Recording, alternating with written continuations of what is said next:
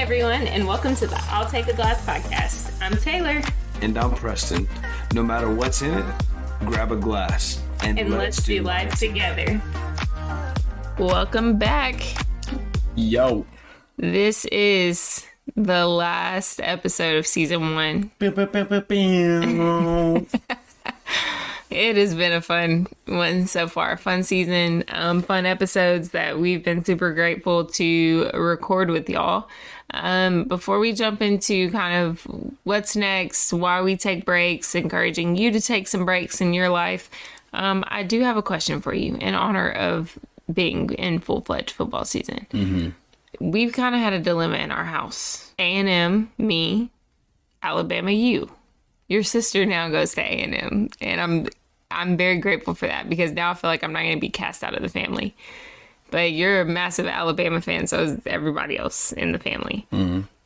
Convince me why I should be an Alabama fan at this point. And don't just say because we're the best.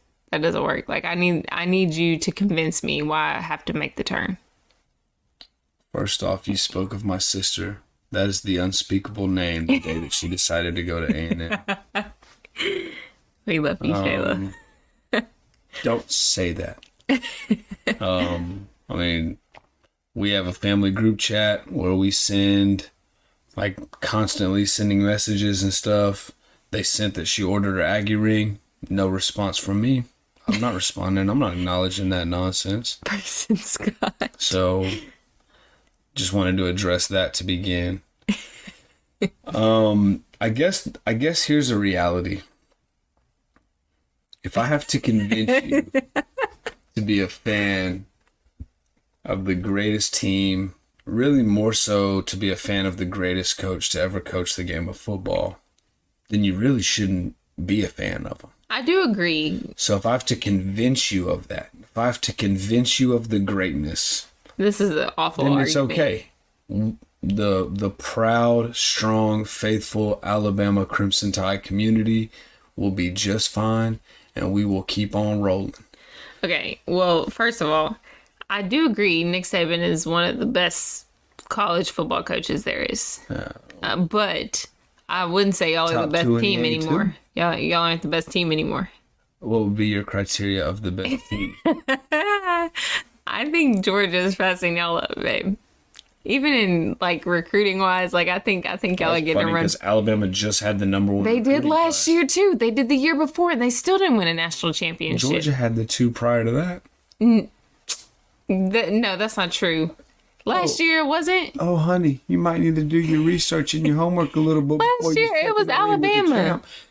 Yes, this past year. We haven't played this season yet. Okay, but I'm just saying, I feel like y'all are falling off a little bit. Yeah, well, that's the problem when you allow feelings to get Listen to me, though. I'm not saying A&M is good. Yeah. I know I've been loyal to it. That's the wild part about this. This whole deal, it was about A&M or Alabama. There's really a debate. I've been loyal to a team who's not been good, but that's like all the Dallas Cowboy fans out there. So I get that part. I'm just saying, I don't know, because I've been kind of feeling lately I'm leaning toward Alabama. I feel like I'm being turned, and I feel bad for going to the dark side. But when our 2-year-old's running around yelling Roll Tide and our 5-year-old, I'm not really sure what I'm supposed to do. Yeah, it's because they're being raised right. So listeners, understand that we raise our kids healthy, strong, and as independent and championship-minded young women and men. Well, I'll just say this. It is up for debate on who I'm cheering for. Oh, okay. I was about to say, a debate between Alabama and A&M, there is no debate. No. I'm saying if Alabama and A&M aren't playing each other, it's easy. I'm going to cheer for Alabama to win. If they're playing each other, I'm almost borderline leaning toward Alabama. No. If they are playing each other, you have to be an A&M fan. You are, after 2 years ago, you are not allowed to be an Alabama fan on their game anymore.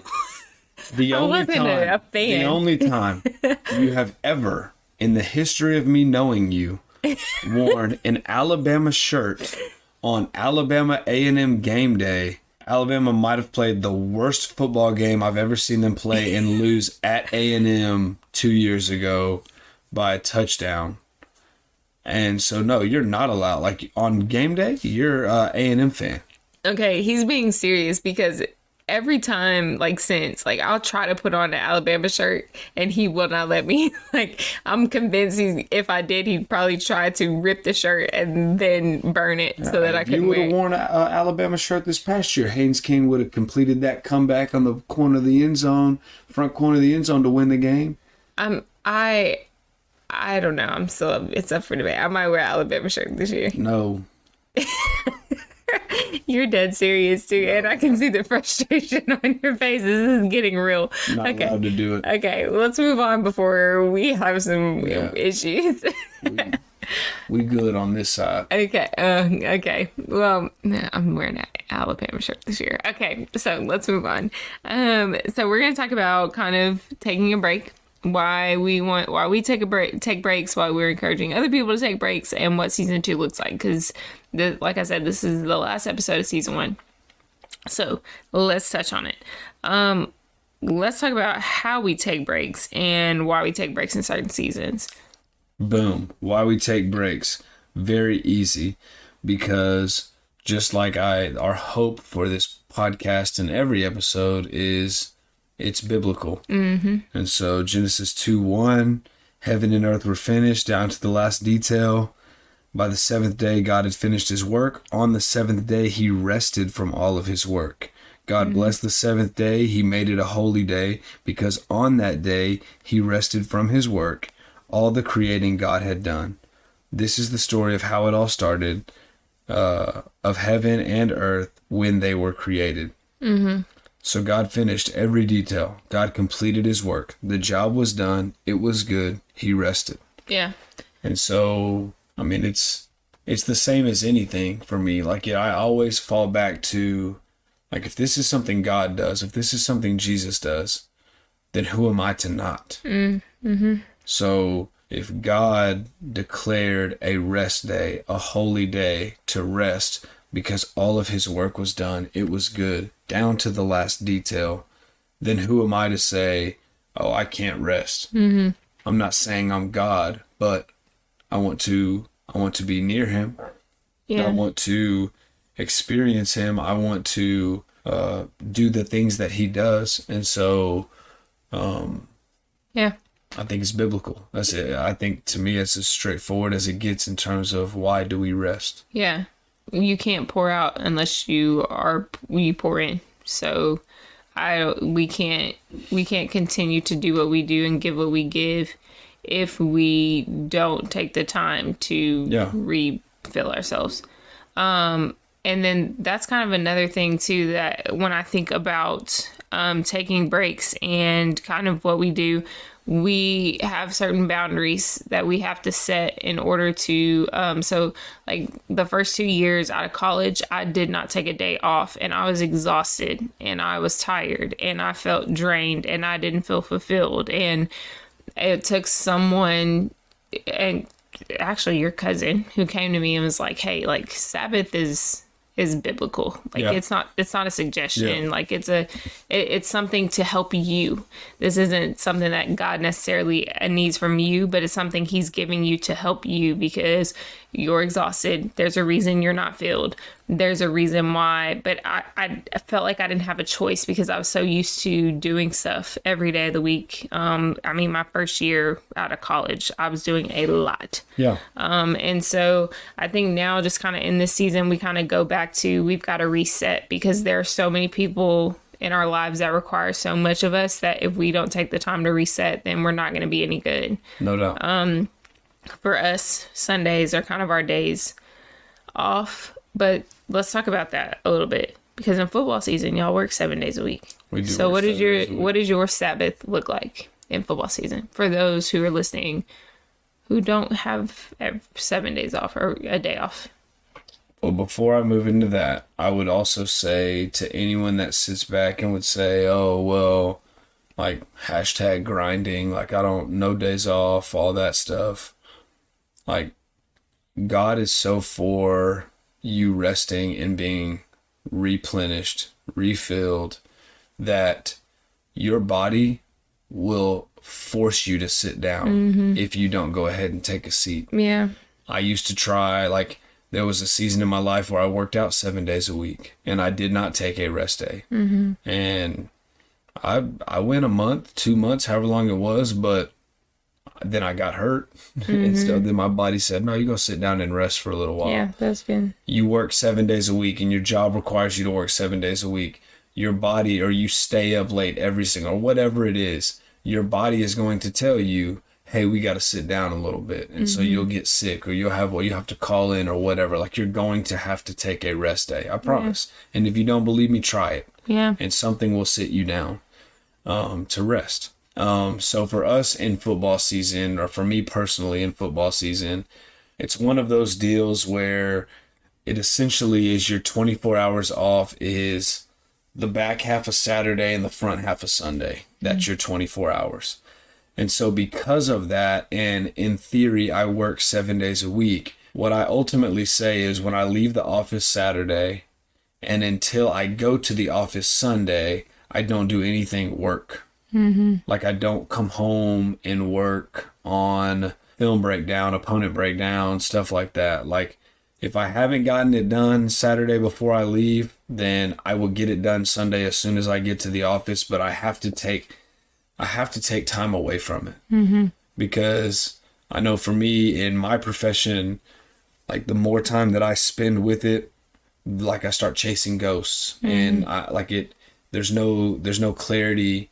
It's everything becomes foggy and it runs together, and wait, was this team running this or was it another team running this? And like it gets messed up. And so I have to take that Saturday afternoon, Saturday evening, Sunday morning as time away. The other reason I have to do that is because while yes, I am a football coach and I am a teacher, before I was those things, in my priority, I am a husband and I am a father. And so that allows me, in a very, very busy season of my life, a space and opportunity to be those things where those kind of come few and far between. Yeah. You know, so it fills me. It is my comfort place, and it allows me to ultimately be better at what I do, I believe. Yeah. I think that I am better on Sunday. I'm better in the work week. I'm better on game night or game day because I take that 24 hours off. Yeah. And I don't just drown in work. Yeah. And so I don't know if that's what you were asking, or you were specifically saying, like, what does your Sabbath look like? No, that's what I was asking. Because Sabbath is going to look different for different people, right? Based on their schedules, and people have to work. Like, they have to work to provide for their families and things like that. Yeah. I think really, and I know the 24-hour rule is like a big deal, but some people aren't granted that, and I know that, and so.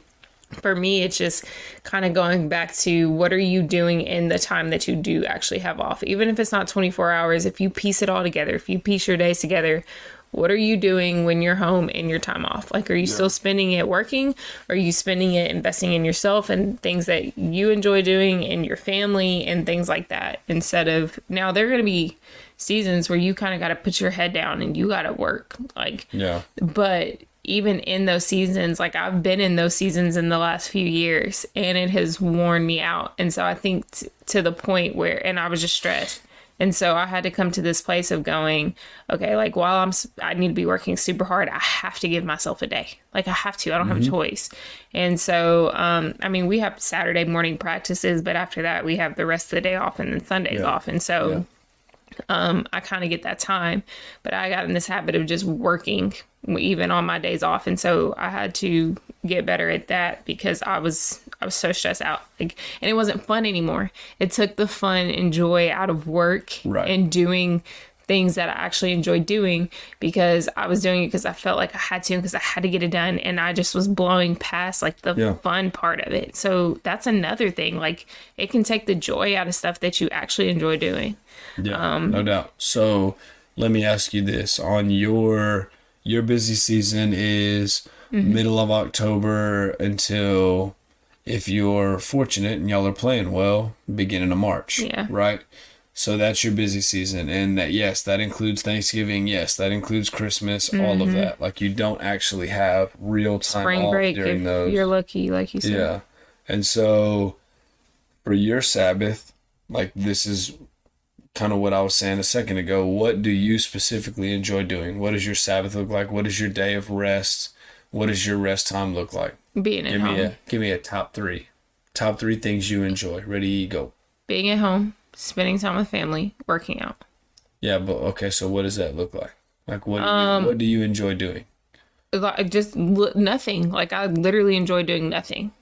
And like to me, the perfect day is hanging out. Let's say it's during football season or whatever, even basketball season. No, yeah, we're saying it's your okay during basketball season. So I come home and I get to change into some sweatpants or whatever. If I'm probably already in them, so I don't have to change. So you're not chronically overdressed. Yeah, and I am watching basketball and I'm hanging out, playing with our kids, getting some relaxation time with you, and not going anywhere, not doing anything, not running errands, not doing chores, not doing any of that. Like I'm just hanging out. And while I know I still have a responsibility to take care of our house and to do certain things around this house, I have responsibilities at work and all of that. I also have a responsibility to reset, and like the mess is going to be there. I'm going to clean it up and it's going to be a mess again.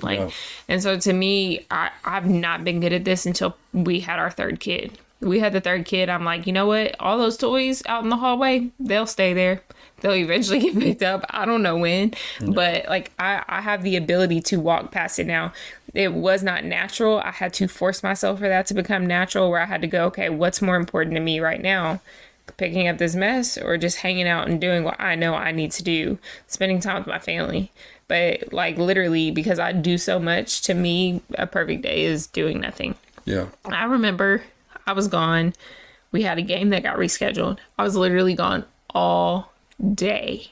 And I texted you and I was like, when I get home, I don't want to do anything. I don't want to go anywhere. I don't want to see anybody. I don't want to do none of that. Like, I'm just letting you know now. And you were like, all right. And I was not playing. Like, I was like, I don't even want people to know that I'm even at home right now. I just want to shut all the windows, all the doors. Like, I don't want anybody to know. Yeah. So, like, that's what that is for me. But it looks different for you. You know? I mean, to a certain extent. Like, you're... Yeah. Not a whole lot different than that. I know, but I'm just saying, like, it's going to look different for different people. Right. Yeah, I guess that's what I was ultimately getting to. Yeah. Like you're saying. Yeah. So, like, your rest day is literally being at home. Some people's rest day, like, if I work from home, like, this might be a day I want to get out. Yeah. And just doing the things that you enjoy to do. Taylor is a introverted extrovert. Like, she likes being around people and enjoys it when she's there, but in a large perspective, she's wanting to be home and hanging out with her people, and that's it. Yeah, I'm like, if I'm with people, I will talk to you because I don't want to just sit there. I will talk, I will have fun, I will be all in. But when I'm ready to go, I'm ready to go, so I can go home, get showered, and get in some PJs and like do nothing, because that's how I'm refilled. Like, I feel drained when I'm around people all day. Yeah, I love people, but I get drained. So, well, but then the side of that too is that's our job. Like, our job is people. Like, we teach and we coach, so we're around people all day. Yeah, I'm refilled by being with you and the kids. Yeah, like, that's what fills me. And then that's the thing too, because some, like, society, so that's another reason, like, I kind of want to speak on. So we decided when we were going to do this podcast that we were going to do it in seasons instead of putting one out every single week. Yep. For multiple reasons. One, that's like, that could eventually become draining, recording and putting stuff out every single week. Yeah, we don't want this to be taxing. We've enjoyed it. Right. And we want to keep it that way. Yeah. And so when it becomes like a task or I have to do this, then it's not as fun anymore. Right. And then we also knew that because of our profession, where we are in our stage of life, our kids and things like that, that we were going to have to create boundaries or spaces where we could take breaks. And as much as we love doing this, we knew it was important for us to create opportunities for us to take some breaks when we needed it. And like, that's against societal norm. Like, everybody else tells you got to post every week and you have to have a episode every week, and you have to do this and this and this. And I kind of want to talk about that too, because when you get into like your profession, like there are standards that people set of, oh, you have to work every day, you have to do this every day, you've got to put out this content every day, and that is draining. And I don't think that that's what I think we are doing too much, if I'm being honest. Like, we're all trying to do too much. And so I think us going against the norm of saying we're going to set boundaries for what we know is healthy for us, despite what the rest of society is telling us is important, because that's how we maintain ourselves, like our health and things like that. And so that's why we decided to do seasons. But we will have a season 2.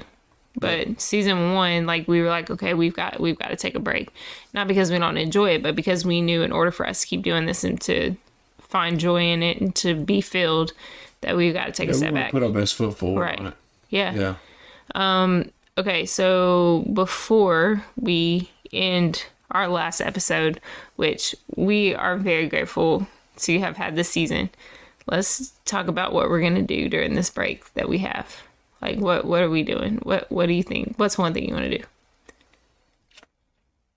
Enjoy some sex with my wife. Preston, that is sweet. It's biblical.